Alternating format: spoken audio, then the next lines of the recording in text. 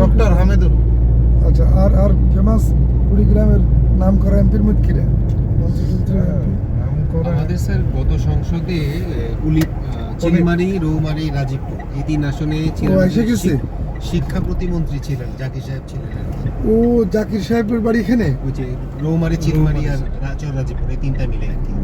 কুড়িগ্রামে জাকির সাহেবকে বাদ দিয়ে দিল হয়েছে। জি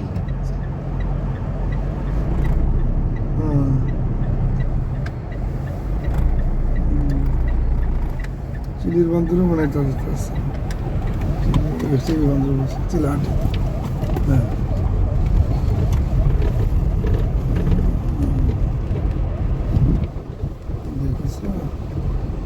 এই জায়গায় ছবি নিয়েছে।